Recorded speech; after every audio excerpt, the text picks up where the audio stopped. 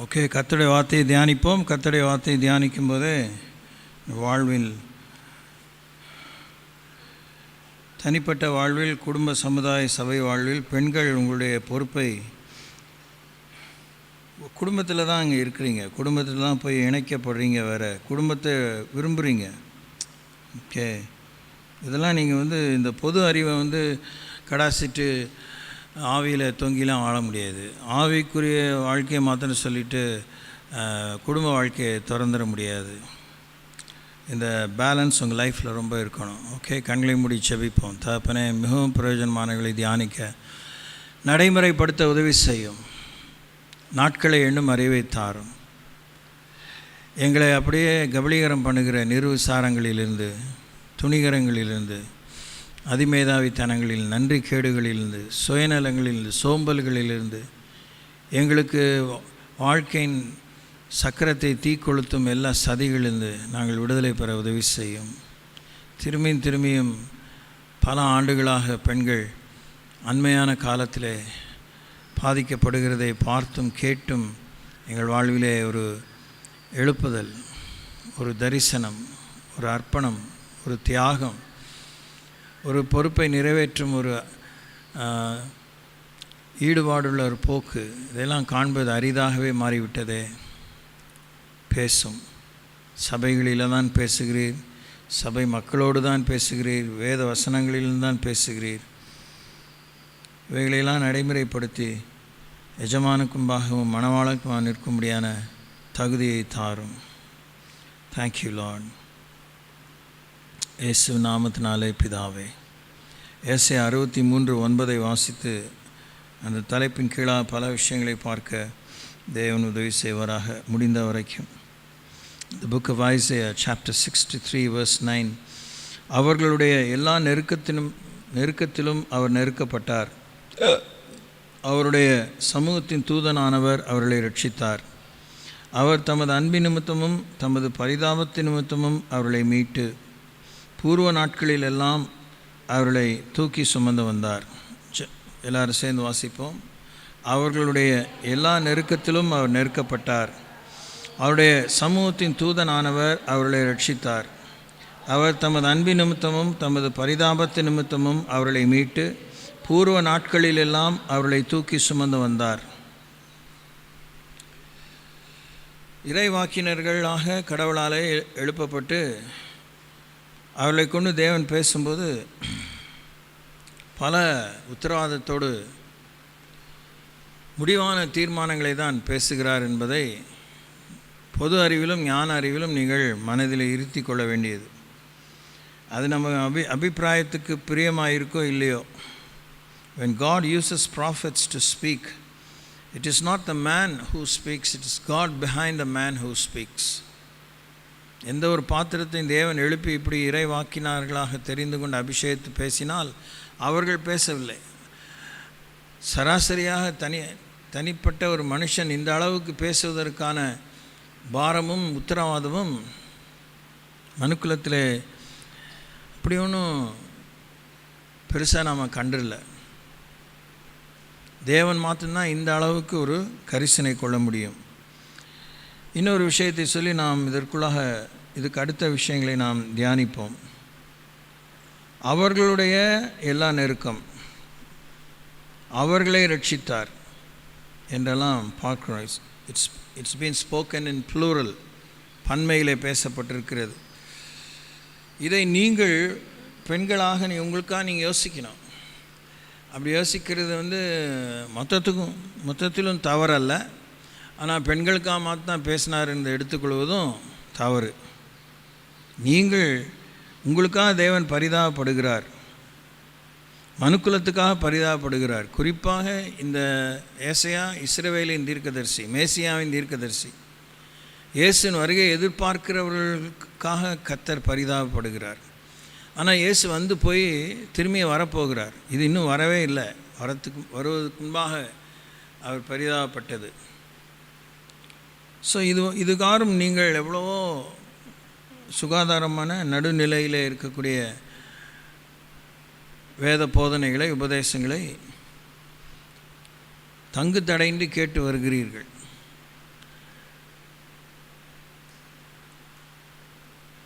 அப்போ தேவனாய கர்த்தர் உங்களுக்கு இந்த வேத பகுதியிலே உங்களுக்காக பரிதாபப்படுகிற விஷயங்களை வேதத்தில் நிறைய பார்க்க முடியும், நிறைய பார்க்க முடியும். பெண்களுக்கானே தேவன் எவ்வளோ வைராக்கியம் கொண்டிருக்கிறார், எவ்வளோ உத்தரவாதம் எடுத்து கொண்டிருக்கிறார். பரிதாபம் அப்படின்னா ஐயோ பாவம் அப்படின்னு ஆண்டவர் அனுதாபப்படலை. ஒரு பொறுப்புணர்ச்சியோடு அவர் குறுக்கிட வேண்டும், அனுகூலமாய் குறுக்கிட வேண்டும், அறிவோடு குறுக்கிட வேண்டும், ஆற்றலோடு குறுக்கிட வேண்டும், நீதியோடு குறுக்கிட வேண்டும் என்று தேவன் வரைந்து கட்டி கொண்டிருக்கிறார். இதெல்லாம் புத்தியையும் மூளை அறிவையும் வளர்ப்பதற்காக உங்களுக்கு சொல்லலை. காலங்காலமாக தரிசனத்தை விதைத்து கொண்டே இருக்கிறேன். நீங்கள் மண்ணோடு ஒட்டி கொண்டு இன்னும் அசையா பர்வதங்களைப் போல உட்கார்ந்துருக்கீங்க. ரொம்ப ஜாக்கிரதையாக வாழ்ந்து முடிங்க. ஓடி முடிச்சிட்டோம் அப்படிலாம் ஐலேசா பாடி பொடி நடையாக போய் சேர்ந்துடலாம், இந்த மாதிரி 10ஆம் பசலித்தனமாக எதையும் யோசிக்காதீங்க. ரொம்ப ப்ரிசைஸாக வார்த்தைகளை பொறுக்கி சொல்கிறேன்.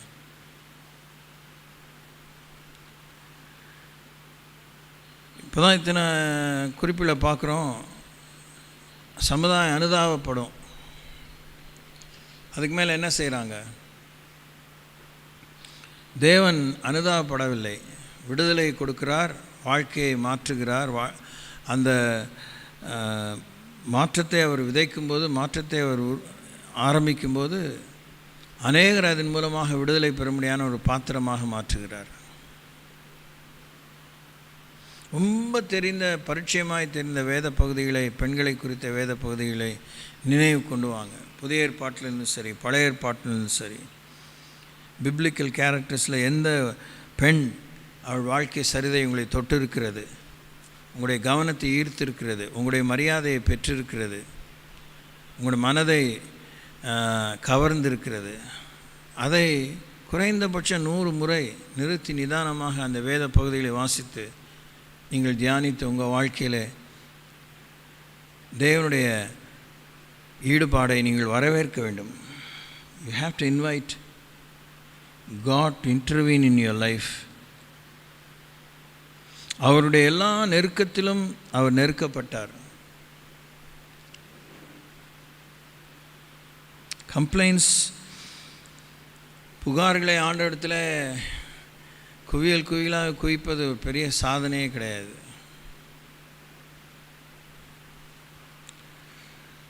அவரே நம்முடைய நெருக்கத்தை பார்க்கிறார், நெருக்கத்திலே நெருக்கப்படுகிறார், நெருக்கத்தை அனுமதித்திருக்கிறார் அவரை கவனிக்கும்படி. இதுவுமே ஒரு ரொம்ப பொது அறிவான விஷயம். வசனங்களில் இருக்கிற சம்பந்தப்பட்ட இந்த பரிதவிப்புக்கு அடுத்த காரியங்களை நான் உங்களோடு கூட பேசுவதற்கும்பாக அதைத்தான் நான் யோசிக்கிறேன். தீர்மானமாக இந்த வார்த்தைகளெல்லாம் அச்சிடப்பட்ட வேதத்திலிருந்து பார்த்த பின்னும் கண்ணு திறக்கப்படுமா, இல்லை குருடிகளாக அலைவீர்களா? கண்ணிருந்தும் காணாத, காதிருந்தும் கேளாத, வாயிருந்தும் பேசாத விக்கிரகங்களைப் போல அலைவீர்களா? You have to think. உங்கள் உலகத்தில் உங்களுக்கு நெருக்கப்படுகிற ஒருத்தர் இருக்கிறார். என்ஜிஓஸாக இருந்தால் கெசட்டட், நான் கெசட்டட் ஆஃபீஸர்ஸ் போல் தன்னார்வ தொண்டு நிறுவனங்களை சேர்ந்த, அதுவுமே மறைமுகமான கடவுளை செயல்னு நான் கருதுகிறேன். That's my opinion. அவர்கள் பெண்களுக்காக எவ்வளோ நெருக்கப்பட முடியுது, எவ்வளோ குரல் எழுப்ப முடியுது, எவ்வளோ சட்டப்பூர்வமாக விடுதலைகளை கொண்டு வர முடியுது. இதெல்லாம் அண்மையான வருஷங்களிலே பல முறை பல கோணத்தில் சொல்லியிருக்கிறேன். உட்காந்து சும்மா பாட்டை பாடிட்டு என்ன, what I trying to do, என்ன நினச்சிட்ருக்கீங்க? தரிசனமே இல்லாமல், பொறுப்பே இல்லாமல் இப்படியே 4-5 இடத்துலாம் சுற்றிட்டு பேசிட்டு வந்துட்டால் முடிஞ்சிருச்சுன்னு நினைக்கிறீங்களா?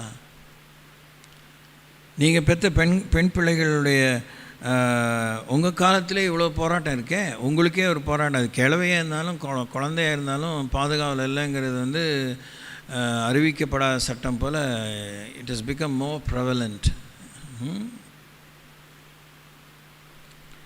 அப்போ உங்களுக்குள்ளேருந்து ஒரு வீரம் எழும்ப வேண்டாமா? உங்களுக்குள்ளேருந்து ஒரு கொதிப்பு, மனக்கொதிப்பு, ஒரு தவிப்பு எழும்ப வேண்டாமா? 62,370 மெட்ரிக் டன்ஸ் ஆஃப் எல்என்ஜி சுமந்த ஒரு கப்பல் வந்து சேரப்போது வந்து சேர்ந்துச்சா இல்லைன்னு probably by tonight it will reach that one port. அதனால் வாட்ஸ் த பிக் ஐடியா? பெண்களுக்கு 1000 ரூபா கொடுத்துருந்தாங்க, இப்போ 2,500 சொன்னார். இதுதான் கொடுத்துட்டாலும் யூ திங்க் பெண்களுடைய பிரச்சனை தீர்ந்துருச்சா? பணம் உங்கள் வாழ்க்கையை மாற்றிருச்சா?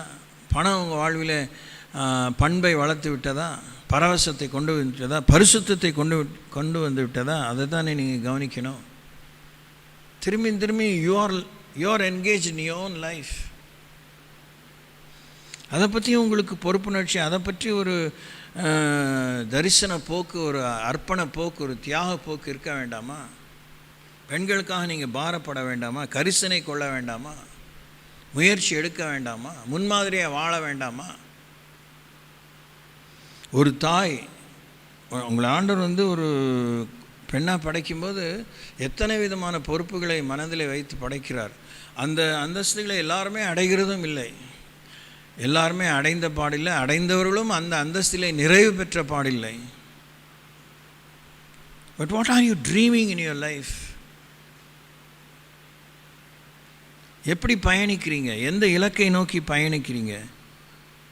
உங்களுக்கு தேவன் பரிதவிக்க ஒரு கடவுளே இருக்கிறார். Leave alone a man, leave alone a CM or PM, முதல்வரோ பிரதமரோ ஜனாதிபதியோ யாரும் உங்களுக்கு கரிசனைக்குள்ளே இல்லாட்டினாலும் கடவுளே உங்களுக்காக நெருக்கப்படுகிறார். உங்கள் நெருக்கத்திலே அவர் நெருக்கப்படுகிறார். அவருடைய சமூகத்தின் தூதனானவர் உங்களை ரட்சிக்கிறார். He is rescuing you.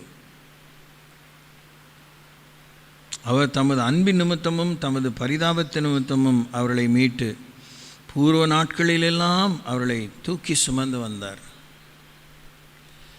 நீங்கள் சவல பிள்ளைகளை போல் ஆண்டவர் உங்களை இடுப்பில் சுமக்கணும், நீங்கள் பெரிய ரதிகளாக்கும் உங்களை அப்படியே கொஞ்சிட்டு இருக்கணும்னு எதிர்பார்க்குறீங்களோ?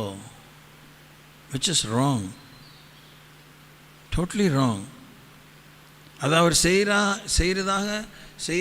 செய்வேன் என்பதாகவோ உன்னத பாட்டை பற்றி வியாக்கியானம் கொடுத்து அதை சொல்கிறதுனால நீங்கள் ஒரு எம்டி ட்ரீமில் வாழ்ந்துட்டுருக்கீங்க. அது தீர்மானிக்கிறது அவர், செய்கிறது அவர். How you carry yourself. நீங்கள் விரும்பப்படத்தக்கவர்களாக இருக்கிறீங்களா? நீங்கள் அன்பு பாராட்டப்பட வேண்டியவர்களாக இருக்கிறீங்களா? அரவணைக்கப்பட வேண்டியவர்களாக இருக்கிறீங்களா? முத்தமிட படக்கூடியவர்களாக இருக்கிறீங்களா? உங்களை பார்த்து பரவசம் அடையக்கூடியவர்களாக இருக்கிறீங்களா? You should be an inspiration. Come on. நீங்கள் ஒரு உற்சாகத்தின் ஊற்று, பெண்கள் உற்சாகத்தின் ஊற்று. உங்களை பற்றிய விலை மதிக்க முடியாத கருத்துக்களையும் நிலைகளையும் உங்களுக்கு எடுத்து சொன்னாலும் இஞ்சித்தனை குரங்கு மாதிரி உட்காருங்க. Which is totally disturbing, discouraging, disappointing.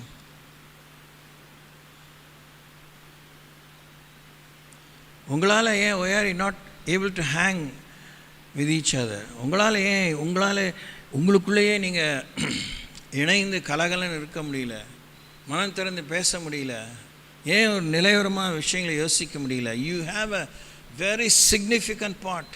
இந்த பர்சன்டேஜெலாம் சொல்கிறதெல்லாம் ஐ எம் நாட் இம்ப்ரெஸ்ட்.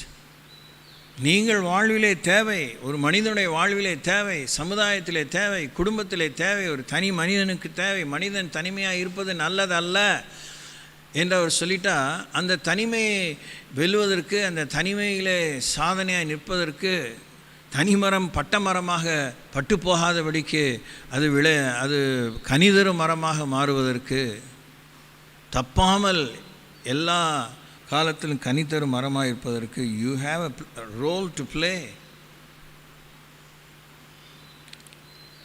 எவ்வளோ நடந்து போச்சு, எவ்வளோ இன்னும் நடக்கும். அதான் இந்த வார்த்தையினுடைய விஷயம். அவருடைய எல்லா நெருக்கத்திலும் சொல்லிட்டார், அதிலே முடிச்சிட்டார். நொய் நொய் நொய் நொய் நொய் நொய் இது இல்லை அவங்களுக்கு தெரியாது, நான் எல்லாத்தையும் கொட்ட முடியாது, எல்லாத்தையும் சொல்லிட முடியாது, எல்லாத்தையும் எல்லாம் கேட்ட முடியாது, எல்லோரும் நம்ப மாட்டாங்க. எப்படி எவ்வளோ அடுக்குவீங்களா இருக்கும், அடுக்குன்னு அடுக்குவீங்களா இருக்கும், புடவை அடுக்கிற மாதிரி. ஜவுளி கடையில் தான் அவ்வளோ ஜவுளி இருக்குன்னா ஒவ்வொரு வீட்டுக்குள்ளேயும் அவ்வளோ ஜவுளி இருக்குது. ஆமாவா? என்ன இப்படி பார்க்குறீங்க? என்னமோ ஒன்றுமே உடுத்த ஒன்றுமே இல்லாத போல். உங்கள் வீட்லேயுமே ஜவுளி கடை இருக்குது, பீரோ மேலே பீரோ. Oh, come on. You're not satisfied with the amount of dress that you have been buying and still want to buy.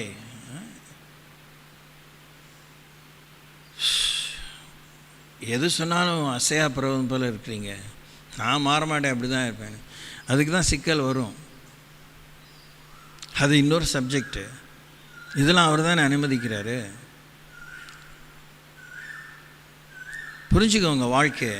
சபைக்குள்ளே வந்துட்டு, சபை கட்டடத்துக்குள்ளே வந்துட்டு, கடவுளுடைய பிள்ளைகள் கூடுகிற இடத்துல வந்துட்டு, அவர் நமக்காக எழுப்பி தந்த ஒரு இடத்துல வந்துட்டு,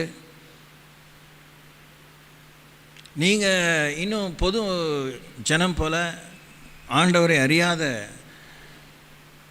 அஞ்ஞானிகளை போல் நீங்கள் நடந்து கொள்ள விரும்புகிற இரண்டு ஆசை உங்களுக்கு. உலகத்துலேயும் ஆசை, இங்கேயும் ஆசை, ரெண்டு வேஷம். ரொம்ப சிக்கலான வாழ்க்கை, பயங்கர சிக்கலாகிரும் பார்த்துக்கோங்க.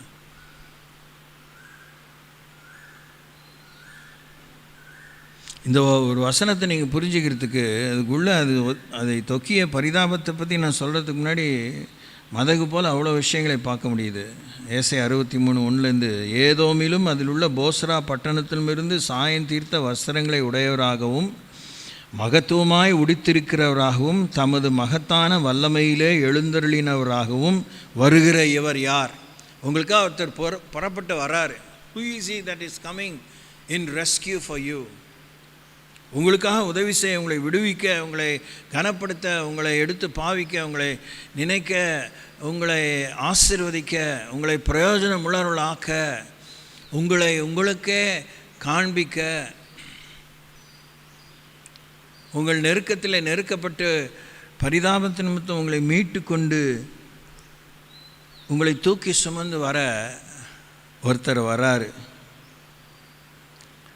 நீதியாய் பேசி ரட்சிக்க வல்லவராகிய நான் தானே. Praise the Lord.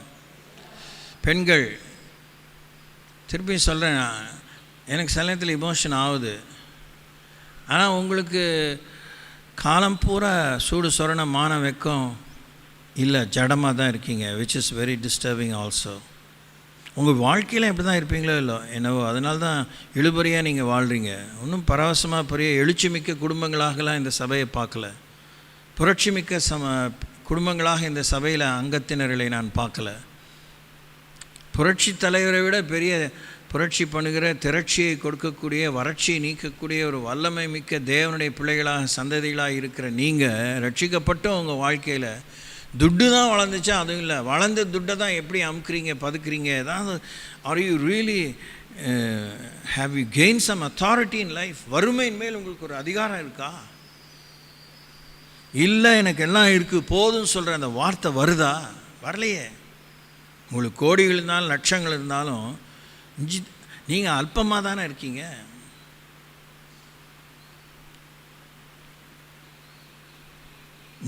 நீங்களே போதனை கொடுங்கள்ங்கிற அந்த வார்த்தையில் எத்தனை பேருக்கு நீங்கள் பங்கு வைக்க முடியும்? அந்த மாதிரி சேலஞ்சஸ் எப்படி எடுத்துக்கிறீங்க? இப்போ தான் சொன்னேன், பெண்கள் தொண்டு நிறுவனங்களை சேர்ந்தவர்கள், சமூக ஆர்வலர்கள் எவ்வளவு தியாகமாக தங்களுடைய சம்பாத்தியம், தங்களுடைய படிப்பு, தங்களுக்கு இருக்கிற நிர்வாகம், வேறு ஏதாவது உதவி செய்யக்கூடிய தொண்டு நிறுவனங்களோடு கூட அவர்களுக்கு ஏற்பட்ட அறிமுகத்தை குறித்த ஒரு எண்ணிக்கைக்கு உட்பட்ட மக்களுக்காவது நாம் விடுதலைக்கு செலவழிப்போம், விதைப்போம் என்று விதைக்கிறார்களே. என்ன விதைச்சிருக்கீங்க? இன்னொரு பெண் வாழ்வதற்கு இந்த சபையில் யார் என்ன விதைச்சிருக்கீங்க? என்ன செலவு பண்ணியிருக்கீங்க? உங்கள் ஆவி ஆன்மா சரீரத்தை எவ்வளோ செலவுப்படுத்தியிருக்கீங்க? How much have you spent for another lady, probably whom you may love?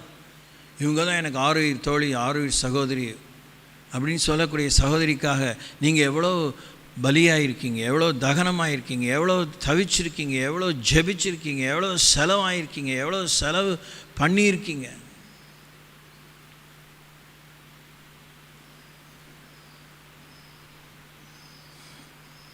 வராரு ஒருத்தர், நீதியாய் பேசி ரட்சிக்க வல்லவராகிய நான் தானே. பெண்களுடைய உலகத்தில் நீங்கள் உங்கள் வாழ்க்கையில் உங்களுக்கான ஒரு நீதி இருக்குது. அந்த நீதியில் நிலைத்திருங்க. அவருடைய திருமுகத்தை நீங்கள் காண்பீங்க. அப்போ பிப்ளிக்கல் ஹிஸ்ட்ரியிலையும் சரி, வேதத்தை தழுவிய சரித்திரத்திலும் சரி, சபை சரித்திரத்திலும் சரி, எப்படி பெண்களை தேவன் மதித்து அவங்களால முடியும் என்கிற பலவீனமான பாண்டங்கிற பேச்சையே ஓரங்கட்டிட்டு அவங்கள உலக நாடுகளிலே, பல எல்லைகளிலே, இருண்ட கண்டங்களிலே அனுப்பி ரட்சணியத்தை விதைத்திருக்கிறார், தெய்வீக சுகத்தை விதைத்திருக்கிறார், சமுதாய விடுதலையை கொடுத்திருக்கிறார். கதை கேட்குறதுல நம்பர் 1, கதை பேசுகிறதுலையும் நம்பர் 1, கதை கேட்குறதுல நம்பர் 1, கதையை திரிக்கிறதுல இன்னும் அதுக்கு மேலே நீங்கள் பயமே இல்லை. உங்கள் மேலே என்ன கர்த்தருடைய தீர்ப்பு வரப்போகுதுன்னு தெரியல. நீதியாய் பேசி ரட்சிக்க வல்லவராகி நான் தானே. உங்களை மிரட்டலை. உங்கள் மேலே எனக்கு ஒன்றும் காழ்ப்புணர்ச்சி இல்லை.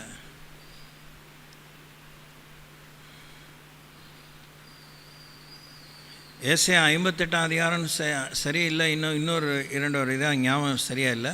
ஆனால் எபிரேயருக்கு எழுதுறோம் 6ஆம் அதிகாரத்தில் வாசிக்கிறோம், இல்லைன்னா 12ஆம் அதிகாரத்தில் வாசிக்கிறோம்.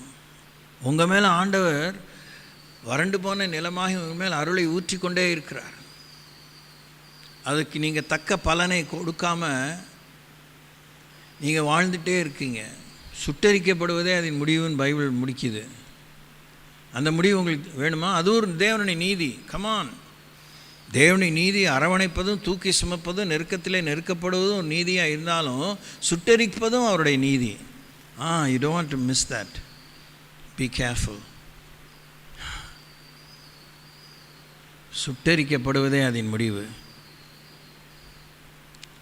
ஓடி முடிச்சிட்டோம், செஞ்சு சாதிச்சிட்டோம். என்ன சாதிச்சிங்க? என்ன நரகத்தின் வாசலை அடைச்சிங்க? எத்தனை பேர் நரக அக்கினின்னு இழுத்து விட்டீங்க? எவ்வளோ நீங்கள் வாழ்க்கையை நரகமாக்கினீங்க? எவ்வளோ விஷயங்களிலே நரகலாக இருந்தீங்க? Come on, think.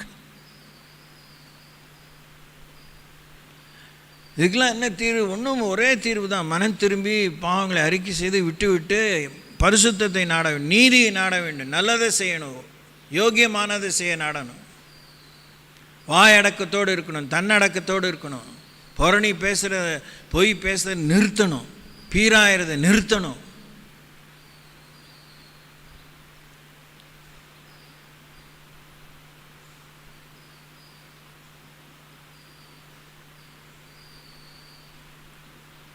ஒரு குடும்பத்துக்குள்ளாகவே நீங்கள் எவ்வளோ விஷயங்களை, இது கடவுள் கத்திரிக்கையெல்லாம் கடாசிட்டு just God and you, creator and you அப்படின்னு உங்கள் குடும்பத்தில் ஒரு பெண்ணாக எவ்வளோ விஷயங்கள் நீங்கள் பார்க்கலாம். அம்மாவோடு உறவாக இருக்கணும் பெண் பிள்ளை மக. அப்போ தான் எல்லாம் கற்றுக்க முடியும். அந்த அம்மாவுக்கு என்ன தெரியுமோ அதை கற்றுக்க முடியும்.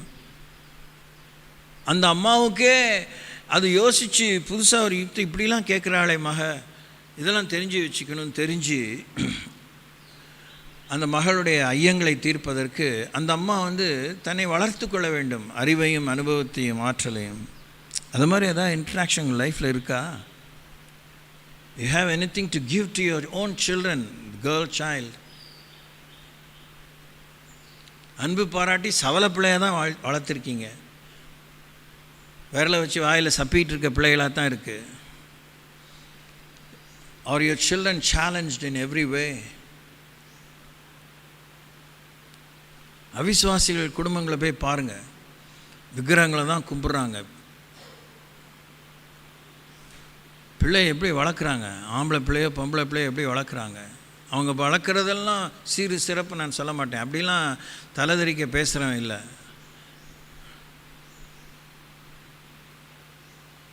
ஏன் நாம் மறுபடியும் பிறந்தவங்க வசதியான ஜனம், தேவனுடைய சொந்த ஜாதி, பரிசுத்த ஜாதி, சொந்த ஜனம், வேறு பிரிக்கப்பட்ட இப்படிலாம் சொல்கிறோம்ல, அது மாதிரி கஸ்டமைஸ்டாக இருக்கக்கூடிய நான் கிறிஸ்டியன்ஸ் ஃபேமிலிஸை பாருங்கள், எப்படி வளர்க்குறாங்க பெண் பிள்ளைகளை, எப்படி ஆண் பிள்ளைகளை வளர்க்குறாங்க, எப்படி அவங்கள தயார் பண்ணுறாங்க. how they prepare them for their future.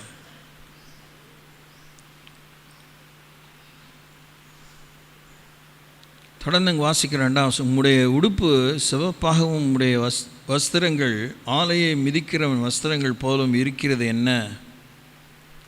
எல்லாம் அவங்களுக்கு புரியலையே. அவர் குடும்பத்தில் அவர் அம்மா வந்து டெய்லி கல்யாணம் பண்ணாவ பிள்ளைகளை பெற்றும் புருஷனுக்கு கல்யாணம் பண்ணிட்டும் டெய்லி பட்டு புடவையிலையும் அந்த கல்யாண நாளில் போட்டிருந்த சேலையோட கிச்சன்லேயும் ஹால்லையும் ரூம்லேயும் போயிட்டு வருது.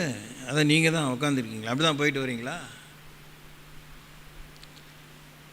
சாதாரணமாக முன் அறிவிப்புலாம் ஒரு வீட்டுக்கு போகும்போது எவ்வளோ நார்மலாக ட்ரெஸ் பண்ணியிருக்கீங்க, எவ்வளோ கசங்கி இருக்குது, எவ்வளோ வேலை இருக்குது, அதே முந்தானியில் மூஞ்சி தடைச்சிக்கிறீங்க, இங்கே கொஞ்சம் மாவு அது இதெல்லாம் இருக்குது, உடனே பிக்காரியாக இருக்கிறீங்கன்னு சொல்லவும் வரல.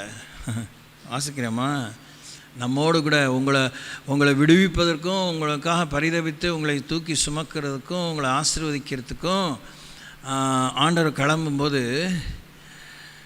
அப்படி ராஜ மார்த்தாண்ட ராஜ கம்பீரன், ஐயோ தொடாது, ஐ எம் கிங், அப்படியே தூரமாக இருக்கிறாரு. உங்களோட வந்து பாடுபடுறாரு.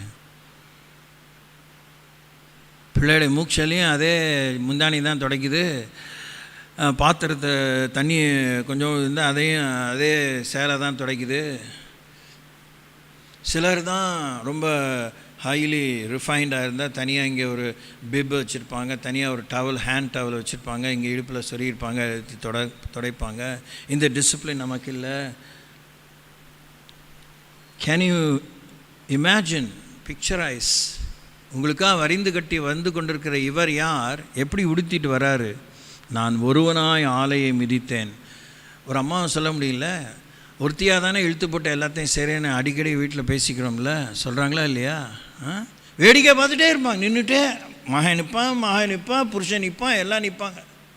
ஆனால் அவங்க தான் எல்லா வேலையும் செய்வோம். நானே எங்கள் வீட்டில் எல்லாம் செய்ய முடியும். அது உங்களுக்கு பெரிய புகார். இது யாருமே பார்க்குறது இல்லை. அதுதானே மாத்தா சொன்னால் அவள் வந்துட்டா நல்ல பேர் வாங்கிறதுக்கு முன்னாடி உட்காந்து கர்த்தருடைய வார்த்தை கேட்க, நான் இங்கே போட்டு எல்லாம் இழுத்து போட்டு செஞ்சிகிட்டு இருக்கேன் அப்படின்னு மாத்தாக்கு கவலை. அது ஒரு பெரிய டிபேட்டபிள் இஷ்யூ. அந்த you not able to come to terms with that. நான் ஒருவனாய் ஆலை மிதித்தேன், ஜனங்களில் ஒருவனும் என்னோடு இருந்ததில்லை. It's very true.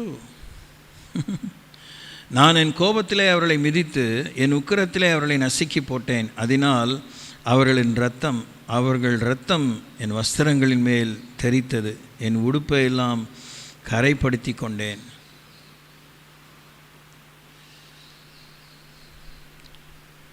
நம்ம சிந்துறோம், கவனக்குறைவு இல்லாமல் இருக்கிறோம். இதெல்லாம் ஒன்றும் எக்ஸாஜரேட் பண்ணல, யாரும் திட்டம் பண்ணி செய்கிறதும் இல்லை. செய்கிற அந்த மாதிரி கேஸ்லாம் எடுத்து பார்க்க வேண்டாம். சாதாரணமாக அம்மா மேலே இருக்கிற உரிமையில் பாசத்தில்னு சொல்லிக்குவோம், என்னத்தையோ சொல்லிக்குவோம், அவங்க மேலே எதாவது சிந்தி விட்டுருவோம், அவங்க மேலே எதாவது கொட்டிடுவோம். அப்பா மேலே செய்வோமா, அதே கவனக்குறை தான் அப்பாக்கிட்ட காமிப்பாம்மா. பலான்னு அரைஞ்சிடுவார், கண்ணில் அப்படின்னு கேட்டுருவார். ஏன்னா எல்லா அப்பாவும் புரிஞ்சவன்லாம் சொல்லக்கூடாது, அதெல்லாம் அபத்தம் பேசவே கூடாது. நீதியாய் பேசி ரட்சிக்க வல்லவராகிய நான் தானே.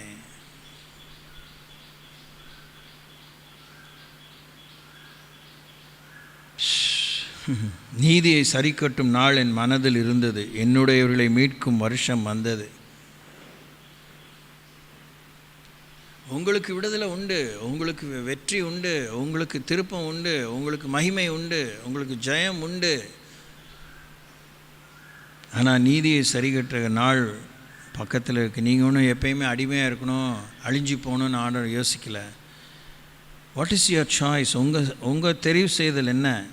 நான் பார்த்தேன், துணை செய்வார் ஒருவரும் இல்லை, தாங்குவார் ஒருவரும் இல்லை என்று ஆச்சரியப்பட்டேன். அப்பொழுது என் புயமே எனக்கு ரட்சிப்பாகி என் உக்கிரமே என்னை தாங்கிற்று.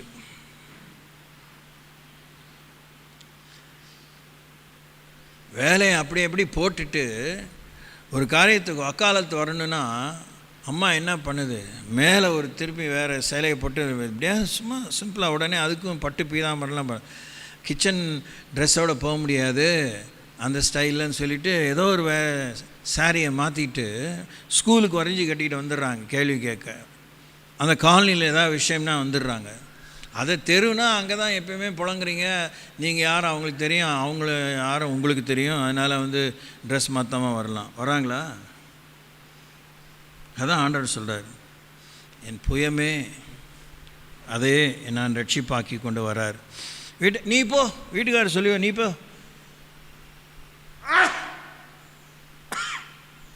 இது பார்க்குறோமே, மறுபடியும் பார்க்குறோமே. ஆம்பளை தான், பெரிய மீச முறுக்கு தான். எல்லா ஆம்பளையும் வெளியில் வந்து பேசுகிறதுக்கு வரதில்லை. இப்போ இதெல்லாம் நமக்கு விவாத பொருள் இல்லை. சராசரியாக நடக்கிற விஷயத்த அவசியமான அளவுக்கு எடுத்து பேசுவோம்.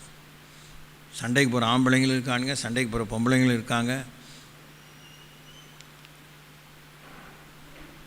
கதவை அடைச்சிட்டு வீட்டுக்குள்ளேயே இருக்கிறவங்களும் இருக்காங்க. What to two?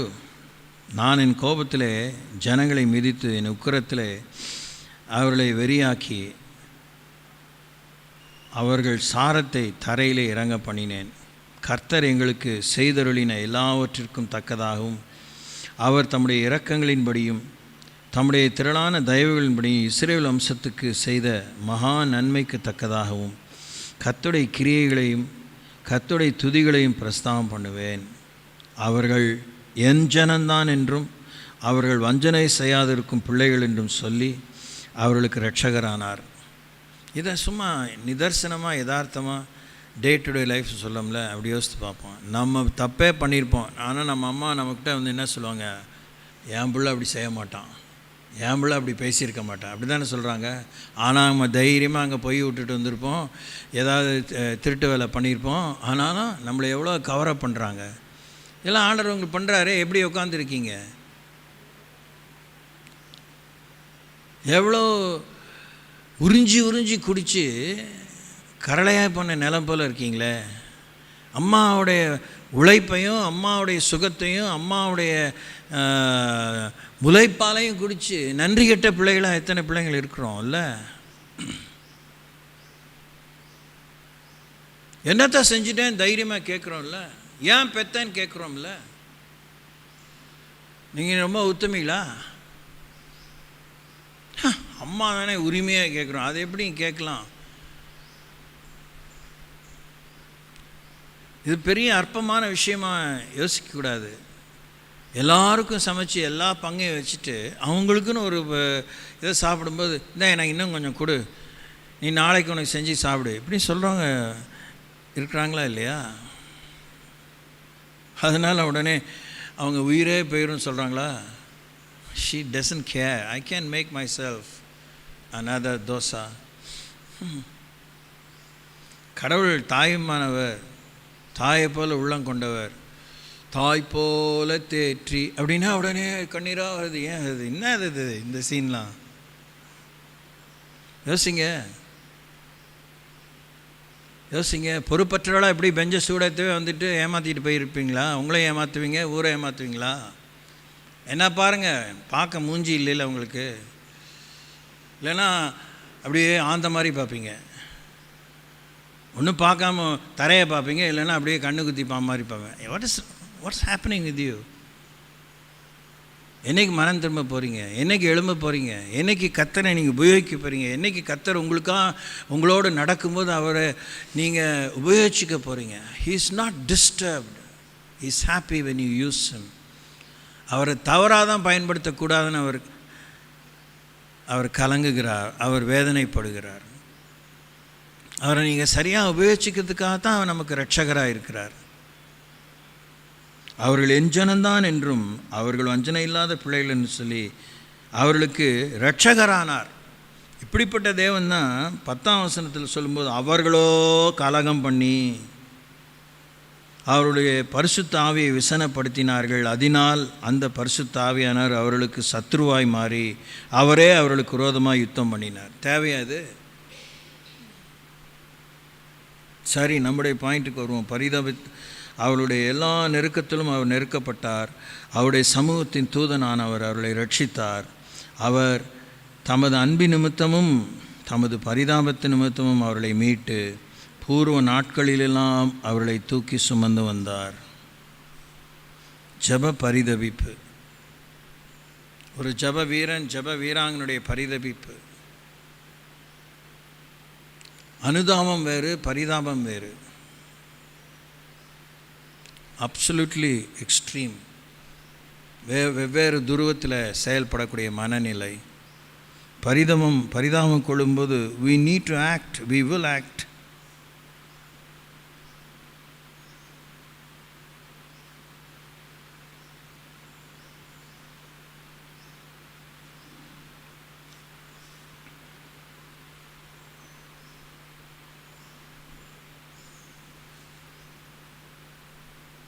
கொலோசியர் 1:18. The book of Colossians chapter 1 verse 18. Hallelujah.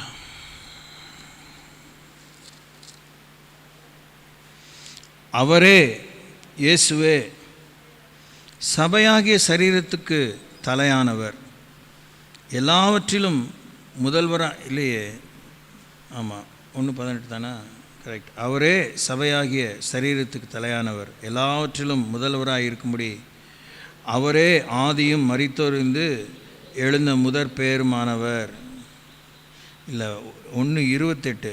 நான் 18 எழுதிட்டேன். 1:28, கொலோசியர் 1:28. எந்த மனுஷனையும் கிறிஸ்து இயேசுவுக்குள் தேறியவனாக நிறுத்தும்படிக்கு அவரையே நாங்கள் அறிவித்து எந்த மனுஷனுக்கும் புத்தி சொல்லி உபதேசம் பண்ணுகிறோம்.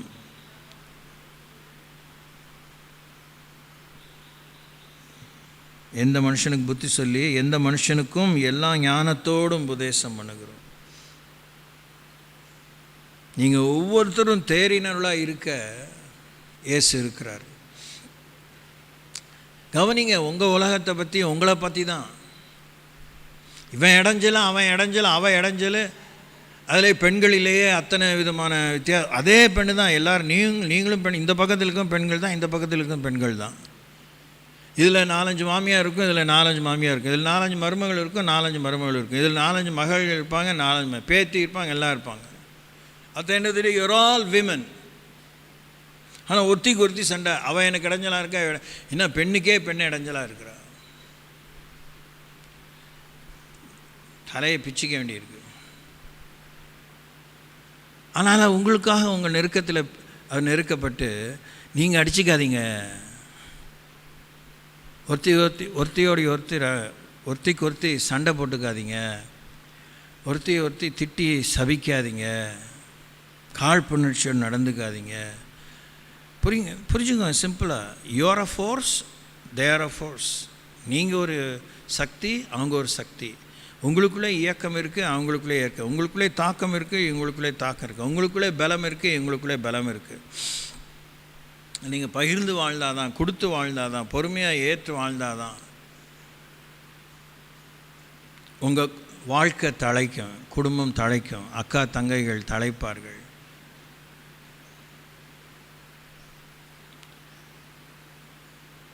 சும்மா உதாரணத்துக்கு தான் சொல்கிறேன், கரகண்ட ஞானி மாதிரி சொல்ல. திருச்சபைகளிலேயே இருக்கிற மாமியார்கள் மருமகளை என்றைக்கு மகளாக பார்க்குறீங்களோ அன்றைக்கி எழுப்புதல். என்றைக்கு மாமியார் மருமகளை மகளாக பார்க்குறீங்களோ அன்றைக்கி எழுப்பு. என்றைக்கு மருமகள்கள் மாமியாரை அம்மாவாக பார்க்குறாங்களோ அன்றைக்கி எழுப்புதல். Praise the Lord. எல்லாம் பார்த்து கட்டி கொடுக்குறீங்க, நீங்களே விரோதத்தை விதைக்கிறீங்க, நீங்களே சண்டையை விதைக்கிறீங்க. உங்கள் வாயின் வார்த்தையில் உண்மை இல்லை, சுத்தம் இல்லை, உறுதி இல்லை. கல்யாணம் பண்ணி கொடுக்கும்போது இந்த வரதட்சணை கொடுமையை பற்றி ஒரு குறிப்பை வாசித்தோம், ஜெபித்தோம். நீங்கள் தெளிவாக பேசலை. உங்களுக்கு லட்சக்கணக்காக சம்பாதிக்கிற ஒருத்தன் வேணும் மருமகனா. அதேமாதிரி ஆம்பளைக்கும் நகை மாளிகையாக ஒருத்தி வரணும். இதுக்கு நீங்கள் தான் தூவம் போடுறீங்க. முடியாது, இது இல்லைன்னா என் பிள்ளை காத்திருக்கட்டும், என் பையன் காத்திருக்கட்டும், என் மக காத்திருக்கட்டும். நீங்கள் இருக்கிறது இல்லை.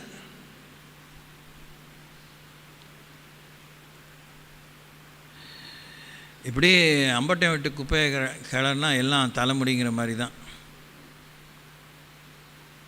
புரியுதா உங்களுக்கு? ஆனால் உங்களுக்காக நெருக்கப்படுகிற கர்த்தர் என்ன சொல்ல, நீங்கள் எல்லாத்துலேயும் தேறினவளாக இருக்கும்படி, that you should be mature in everything. என்ன உங்கள் வாழ்க்கையில் தேர்ச்சி இருக்குது, என்ன மெச்சூரிட்டி இருக்குது? பிள்ளைங்க பேசும்போது வாய் பார்க்குறாங்க, பெரியவங்க பேசும்போது போ கிரவுண்டுக்கு போ, விளையாட்டு வயசுனா விளையாடப்போ, போய் உன் வேலையை பாரு, உன் படிப்பை பாரு அப்படின்னு சொல்கிறது அனுப்புறதில்லை. பிள்ளைக்கு தனியாக கூப்பிட்டு புத்தி சொல்லணும், எப்படி நடந்துக்கணும், எப்படி நடந்துக்கூடாது, எதை கவனிக்கணும், கவனிக்கக்கூடாது. ஏன் பிள்ளைங்க அம்மா அப்பாவை ஏற்றுக்குதுங்க? எல்லாம் வண்டவாளம் தண்டவாளத்தில் டெய்லி நீங்கள் ஏற்றுறதுனால. புருஷன் பொண்டாட்டி தனியாக சண்டை போட்டுக்கிறது இல்லை, எல்லாருக்கு முன்னாடி சண்டை போடுறீங்க.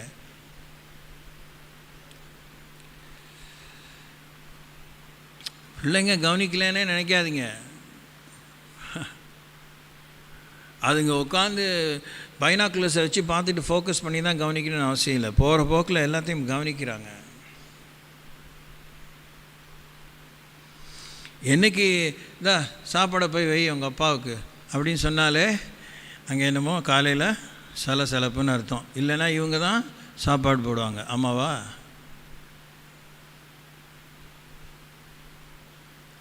குடும்ப வாழ்க்கையே நீங்கள் சரியாக வாழலைன்னா ஆன்மீக வாழ்க்கை உங்களுக்கு பெரிய பாரமாக தான் இருக்கும். இதெல்லாம் எப்படி பண்ணுறது, இதுவே வண்டி ஓட்டுறதே பெருசாக இருக்குன்னு. அப்புறம் எதுக்கு நீங்கள் ஏன் நொந்துக்கிறீங்க? உங்களை ஆண்டவர் பெண்களாக படைக்காமல் ஆண்களாக படைச்சிருந்தா என்ன சாதிச்சிருப்பீங்க? என்ன தெரியுமா சாதிச்சிருப்பீங்க? எப்போ பார்த்தாலும் ஆம்பளை குத்தம் சொல்கிறீங்களே, அந்த குத்தம் தான் சொல்லுவீங்க. எனக்கு அமைஞ்ச பொண்ணு சரியில்லை, நான் கட்டினவ சரியில்லை. நீங்கள் என்ன வித்தியாசமாக செஞ்சிட போகிறீங்க? ஏன் என்ன இப்படி பார்க்குறீங்க? உங்களுக்குள்ளே இருக்க உண்மையை கிளறது அவ்வளோ கடுப்பாக இருக்குது, சங்கடமாக இருக்குது, ஏற்றுக்க முடியல. ரெட்டை வேடமாக வாழ்ந்தால் எப்படி முடியும்? எப்படி கதை ஆகும்? வேஷமாகவே திரிகிறான், விருதாவாகவே சஞ்சலப்படுகிறான், ஆஸ்தியை சேர்க்கறதுல குறையிறதில்ல. கமான். ஆனால் ஜப வீரனின் பரிதவிப்பு என்ன, பவுலுடைய பரிதவிப்பு என்ன? கிறிஸ்துக்களை எந்த மனுஷனையும் தேறினவனாக நிறுத்தும்படி இயேசுவையே அறிவித்து எந்த மனுஷனுக்கும் புத்தி சொல்லி எந்த மனுஷனுக்கும் எல்லா ஞானத்தோடு உபதேசம் பண்ணுகிறோம்.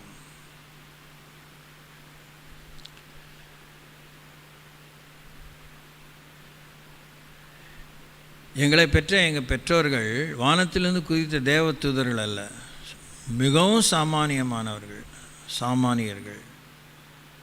அவர்கள் வாழ்க்கையில் இல்லாத போராட்டங்கள் புதுசாக நாங்கள் போய் பார்க்கணுன்னு அவசியம் இல்லை. ஆனால் காதை திருகி தலையில் கொட்டி முட்டி போட வச்சு கடவுளுடைய போதனைகளை வலியுறுத்தி மண்டையில் ஏற்றுவாங்க. அவங்க சண்டை போட்டிருக்காங்க, கண்ணுக்கு முன்னாடி சண்டை போட்டிருக்காங்க. நாங்கள் சின்ன வயசில் இருக்கும் விளங்கக்கூடாதுன்னு இங்கிலீஷில் பேசிக்குவாங்க. Over period of time when we were educated we could follow everything that they were doing. ஆனால் சரியாக நறுக்கிடுவாங்க. காலையில் அப்பா நீங்கள் மாத்திரம் அப்படின்னு நான் தான் எப்பயுமே இந்த அதிக பிரசங்கி கேட்கும்போது ஒரு சில வயசுலலாம் பலார் அரைஞ்சிடுவார், அப்புறம் கூப்பிட்டு புத்தி சொல்வார். ஸோ என்ன நினைக்கிற, இப்போ நான் செஞ்ச மாதிரி நான் பேசின மாதிரி நடந்துங்களாம் நினைக்கிறியா? சொல்லு. ரொம்ப புத்திசாலித்தனமாக கேள்வி கேட்ட சொல்லு. ஒன்றும் சொல்லத்துக்கே இருக்காது. அது ஒரு ரிஃப்ளெக்ஸ் தானே, அனிச்சய செயல் மாதிரி பேசிடுறோம். அப்புறம் புத்தி சொல்வார். கர்த்தருடைய அப்போ அவங்க ரோமன் கேத்தலிக்ஸாக இருந்தாலும் அந்த சயின்ஸு அந்த ஞான போதனைகள் அதை கொண்டு புத்தி சொல்லுவாங்க. இன்னொன்று பனிஷ்மெண்ட் இருக்குது. பனிஷ்மெண்ட் கொடுக்குறது எங்கள் வீட்டில் சளைக்க மாட்டாங்க. தொட்டதுனும் ஸ்பிரிட் சார்ந்தவானவர் பரிசுத்தான்கிட்ட போய் மன்னிப்பு கேளு. வாய் பார்த்துட்டு இருந்தேன், ஒட்டு கேட்டேன், சொல்லி காமிச்சேன். எங்கள் காலனியே நாங்கள் இருந்த அந்த காலத்தில் திருச்சபையின் பங்கே கடவுள்கிட்ட போய் சேரணும். நரகத்தை பற்றி போதிக்காத நாளே இருக்காது. பரலோகத்தை பற்றி எவ்வளோ போதிக்கிறாங்களோ அதுக்கு தகுந்த மாதிரி நரகத்தை பற்றி போதிப்பாங்க. அதனால் வேணுமோ வேணாமோ கடவுள் பயம் எங்கள் வாழ்க்கையில் ஒதுக்கவே முடியல. உங்களுக்கு அந்த ரெவரன்ஸ் இருக்கா? Do you have that reverence in your heart? அந்த அக்கௌண்டபிலிட்டி இருக்கா?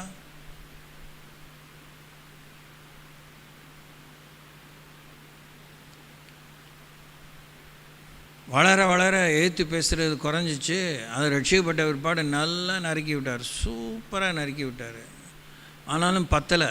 இந்த வால் எங்கே வளருதோ அங்கே தான் கத்தியை போடணும். வெளிப்பிராரமாக கட் பண்ணால் கூட அது வளர்ந்து துளுத்துடுற மாதிரி.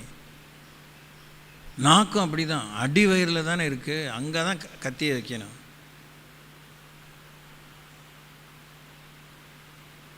ஒத்தாசை பண்ணும்போது வளர்த்து விடுறதில்ல, ஒழுசத்தனத்தை வளர்த்து விடுறதில்ல தேவன், ஒழுங்கினத்தை வளர்த்து விடுறதில்ல, புறணியை வளர்த்து விடுறதில்ல, கோபத்தை வளர்த்து விடுறதில்ல, பொறாமையை வளர்த்து விடுறதில்ல, பழிக்கு பழி வாங்குறதை வளர்த்து விடுறதில்ல. நமக்காக நெருக்கப்பட்டார், நம்மளை ரட்சிக்கிறார்னா பரவாயில்லப்பா, நான் பார்த்துக்கிறேன், நான் தான் அடி வாங்கினேன், நான் தான் இது இன்னும் அவர் வராதுக்கு முன்னாடி சொல்லப்பட்ட தீர்க்கதரிசனம். வந்த பிற்பாடு எல்லாத்தையும் சுமந்துட்டார். இன்னும் எதாவது இருக்கப்பா என் மேலே சுமத்துறதுக்கு? நான் சுமந்துக்கிறேன், பரவாயில்ல, நீ விளையாடு, வாழ்க்கைங்கிற விளையாட்டு விளையாடு ஜமாய் அப்படின்னு சொல்லுவார்னு நினைக்கிறீங்க? Unless you really take responsibility, you cannot raise up a godly generation. நீங்கள் வீட்டில் ஒரு பெண்மணியாக ஒருத்தனுக்கு மனைவியாக ஒரு குழந்தைக்கு தாயாக இல்லை பலருக்கு தாயாக இருந்த நீங்கள் முன்மாதிரியாக நீங்கள் விட்டு கொடுத்து நீங்கள் சுயத்துக்கு மறித்து வாழலைன்னா நீங்கள் தேவ பக்தியுள்ள சந்ததியை நீங்கள் வளர்க்கவே முடியாது, அடுத்த சந்ததியை பார்க்கவே முடியாது. உங்கள் கட்டாயத்துக்காக பிள்ளைங்க கோயிலுக்கு வருவாங்க, உங்கள் கட்டாயத்துக்காக எல்லாம் செய்வாங்க. எல்லார் வாழ்க்கையும் அப்படி தான். ஒரு காலகட்டத்தில் எல்லாருமே முரட்டாட்டம் உள்ளவர்களாக தான் இருந்தோம். அதுக்கப்புறம் அந்த நீதி போதனைகள், அந்த சிக்ஷைகள், அந்த சீர்திருத்தங்கள் அதெல்லாம் கடந்து தானாகவே கோயிலுக்கு போகணும். அப்போ தான் அவன் பக்தி எழுவான். ரட்சிக்கப்பட்டவங்க ரட்சிப்பை பற்றி பேசிகிட்டே இருக்கனால மாத்திரம் இல்லை, அவன் பாவத்தை விட்டாலே தானாகவே பரிசுத்தத்தை நாடணும், நீதியை நாடணும், உத்தமத்தை நாடணும், உண்மையை நாடணும், பொறுமையை நாடணும், அன்பை நாடணும். நல்லது சொல்லி கொடுத்தாங்க, நல்லவனாக நடந்தேங்கிறதுல திருப்தியாக இருக்கக்கூடாது. நீங்களே அப்படி சரியாக புத்தியாக ஒரு விவரமாக ஒரு கரிசனையாக ஒரு இலக்கை நோக்கி சில விவரங்களை சேகரித்து நீங்கள் சரியாக ஜபிக்கலைன்னா உங்களுக்கு ஜபமே வராது. நீங்களாக கடவுள்கிட்ட பேசணும். கடவுள்கிட்ட எல்லா குப்பையும் கொட்டலான்னு நினச்சி குப்பையே மாத்திரம் கொட்டிகிட்டு இருக்கக்கூடாது. ஆமாம், you should have something proper to talk to God, something precious to talk to God. ஒரு நல்ல விஷயத்தை, ஒரு அருமையான விஷயத்தை, ஒரு விவேகமான விஷயத்தை, ஒரு பரவசமான விஷயத்தை, ஒரு பொறுப்பான விஷயத்தை கடவுள்கிட்ட பேச நீங்கள் கற்றுக்கணும். இல்லைன்னா உங்கள் பிள்ளைகளுக்கு பேச்சே வராது. கண்ட குப்பையான பேச்சு தான் இருக்கும். வாயை திறந்தாலே பொய்யாக இருக்கும், வாயை திறந்தாலே ஏமாத்து காரியமாக இருக்கும். ஒரு கரிசனையே இருக்காது, சுயநல பிண்டமாக இருப்பாங்க, நம்பர் ஒன்னாக இருப்பாங்க. கடவுள் வார்த்தையே வாயில் வராது, நாமமே வராது. அப்படியே இடித்த பிள்ளையார் மாதிரி ஊமை கொட்டா மாதிரி உட்காந்துருப்பாங்க. யூத் மீட்டிங்கில் உட்காந்து பாருங்கள், உங்களுக்கு சொல்லாததை விட அவங்களுக்கு தனியாக அது என்னமோ எங்கேருந்து தான் கொட்டு வரேன் என் தலையில், அவ்வளோ விஷயங்களை தான் அவங்களுக்கு கொட்டி சொல்லி கொடுக்குறேன். இப்படியே உட்காந்துருப்பாங்க. நீங்கள் எப்படி உட்காந்துருக்கீங்களோ அதை மாதிரி 10 மடங்கு உங்கள் பிள்ளைங்க உட்காந்துருக்காங்க. எப்படி வளருவாங்க? ஏதோ அவங்கள வளர்த்து விடுது, ஊடகங்களை வளர்த்து விடுது, உலகம் வளர்த்து விடுது. அவங்க அங்கே போய் சம்பாதி இப்படி போய் பண்ணுறீங்களா, அதானே வேணும் அனுப்பி, அதுதான் கற்றுக் கொடுக்குது. கடவுள் கற்றுக் கொடுக்கல, நீங்கள் கற்றுக் கொடுக்கல, அவங்க குடும்பம் கற்றுக் கொடுக்கல, அவங்க படித்த காலேஜ் கற்றுக் கொடுக்கல, ஆசிரியர்கள் அவங்க நாட்டிலேயே. இன்றைக்கி எல்லாம் செல்ஃபோனை நாடுறாங்க, எல்லாம் கூகுளில் தான் விசாரிக்கிறாங்க, எல்லாம் இப்போது ஏஐ விசாரிக்கிறாங்க, ஆர்டிஃபிஷியல் இன்டெலிஜென்ஸை தான் விசாரிக்கிறாங்க. கூகுள்லாம் மறைஞ்சி போயிட்டே இருக்குது. நான் சொல்கிறதெல்லாம் 100% உண்மை. நீங்கள் என்ன கரிசனையாக வந்துட்டு போகிறீங்க, என்ன ஜெபிக்கிறீங்க, என்ன தடைகளை விதிச்சிருக்கீங்க, பாவம் செய்யக்கூடாதுன்னு என்ன கரெக்ஷன்ஸை கொண்டு வந்திருக்கீங்க. பிள்ளைகளை இழந்தாலும் பரவாயில்ல, ஆத்மாவை இழக்கக்கூடாது அப்படிங்கிற கரிசனை உங்களுக்கு இருக்கா? அதெல்லாம் விட்டுட்டு வேறு என்னத்துக்காக ஒப்பாரி வைக்கிறீங்க? எதுக்காக நீங்கள் அழுகுறீங்க? எதுக்காக கரிசனை கொள்கிறீங்க? இருக்கிறது ஒரு வாழ்வு தான். இந்த வாழ்வுக்குள்ளே தான் முடிவில்லா வாழ்வுக்குரியதை நம்ம தேடணும், சம்பாதிக்கணும், விதைக்கணும், அதனுடைய அறுவடையை பார்க்கணும், மகசூலை பார்க்கணும், அந்த அரிக்கட்டுகளை கொண்டு போய் ஆண்டவர் பாதத்தில் வைக்கணும். சத்துரு விதைக்க தான் செய்வான் களைகளை.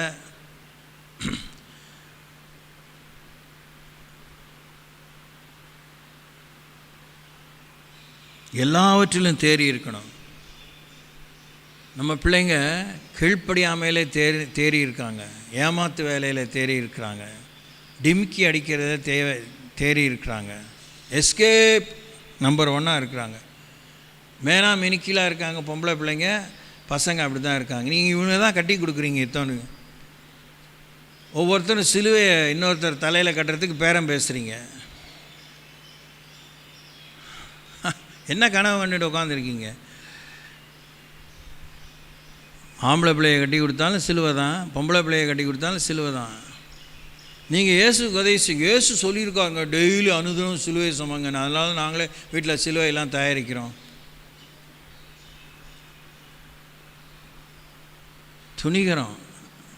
துணிகரம், மதீன, மூர்க்கம், பேதமை நான் சொல்லவே மாட்டேன். பயம் இல்லை.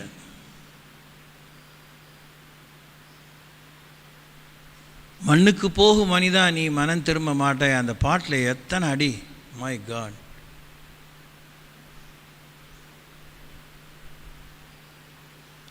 நீங்கள் மறுரூபம் ஆகணும்.